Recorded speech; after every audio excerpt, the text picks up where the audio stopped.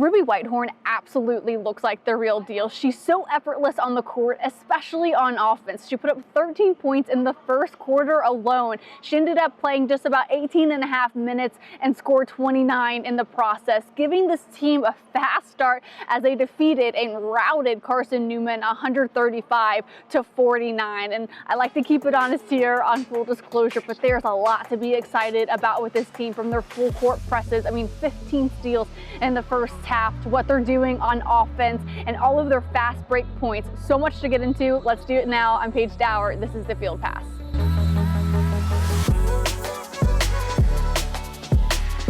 Ruby Whitehorn is certainly a player we all need to be keeping our eyes on tonight, because what we saw Ruby Whitehorn is certainly a player we need to keep our eyes on this season, because what we saw tonight was absolutely a preview of what we can expect this season, because it builds off what she did at her career at Clemson, where she had 38 double-digit games and 4 20-plus point efforts. That level of efficiency absolutely translated on the court against Carson-Newman, despite them being a Division II team. The Lady Vols did not do this against Carson-Newman in their exhibition game a year ago. She had 13 points in the first quarter. Talking to Coach Kim Caldwell after the game, her standard is incredibly high. So as fun as that first quarter looked, as good as those shots looked, regardless if it was a bucket or it was a miss, there are some things that she wants back and wants to have the team work on and focus on before they actually get to the start of the regular season. But what Ruby Whitehorn was able to do tonight was just so effortless. She looked so smooth. She was able to find her spots, work through the defense,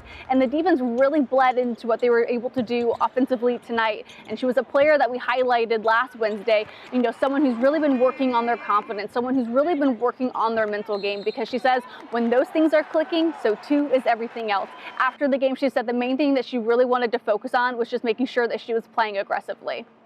I just was trying to find my spots and be aggressive. I feel like that's something that I had to focus on, is just being confident and knowing what I'm capable of, and playing to my strengths is a big thing that I had to focus on today. And a lot of my strengths is just being able to jump, get up. The Lady Vols' ability to play fast and play aggressive really for the entire course of the game is directly linked to how they substitute during these games, and we'll get to that in just a second. But I also want to highlight Taleya Cooper, who has been eagerly awaiting this moment, even for an exhibition game, because she's a player that sat out all of last year. So she was nervous, anxious, eager, all of those types of jittery emotions ahead of this exhibition game against Carson-Newman. So she had a bit of a rocky start to start, and she's a player that we'll talk about next Wednesday as someone who really has worked a lot on their mental game, a lot on their confidence, because really what else is there to work on when you're not able to play competitive collegiate basketball for an entire year? But that's what she really relied on in this game, because she was off to a rocky start. She wasn't making the shots that she was used to making, so that was kind of a shot to her confidence. So what did she do? She leaned into her defense, and that fed into her offense. There was a really nice sequence towards the end of the first half where she went up and got a nice layup, and then they have that full court press that they'll be known for this season, no doubt, and she was able to get a turnover, go up and get a bucket. And I believe they might have done it one more time, if not, it happened at least that one time where she was able to get back-to-back buckets. And she just talked about how she does need to lean into her defense to help rebuild that confidence. I wasn't really having a good game. My finishing wasn't there. So I took it into my own opponent, just focus on defense and just get into them, get steals, score off the press, get in the passing lanes, just moving my feet, getting there. Feel like that played a big part, because sometimes it's not gonna go great on offense, but on defense I know I can pressure the ball, get steals, and get downhill, or make it better, get assists for my teammates. Yeah. And listen to this stat. That bucket, just 2 of the 52 points the Lady Vols got against Carson-Newman when it came to points off turnovers. So that full court press absolutely disrupting Carson-Newman. Their head coach talked after the game that they were not able to get set at all.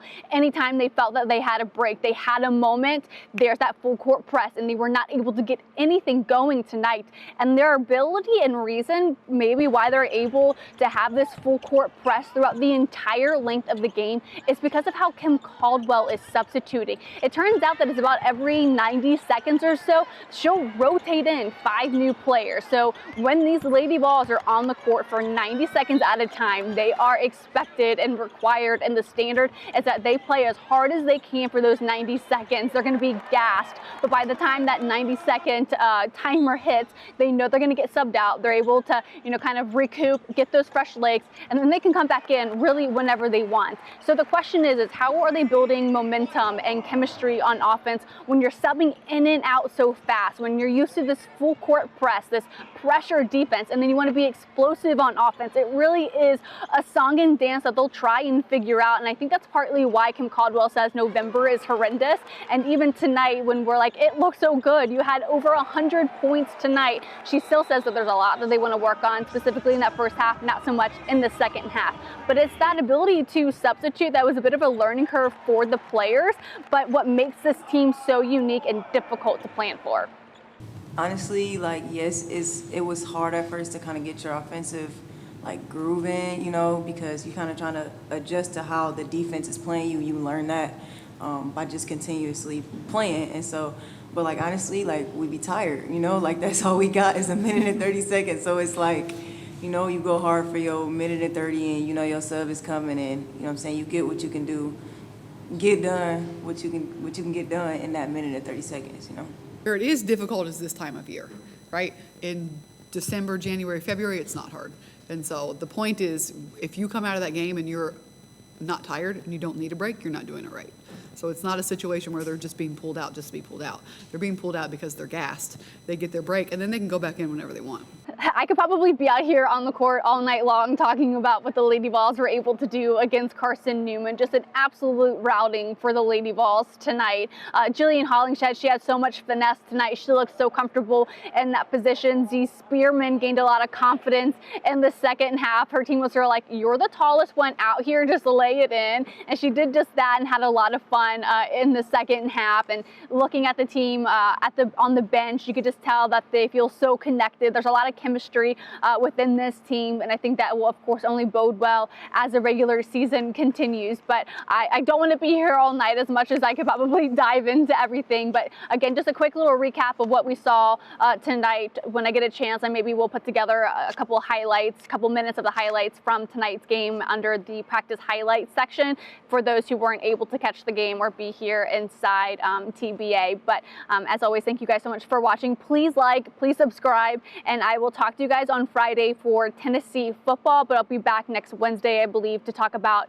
Taleya Cooper. But I'll update you guys on that on Friday and then, of course, on Sunday. But thank you guys. I'll talk to you then.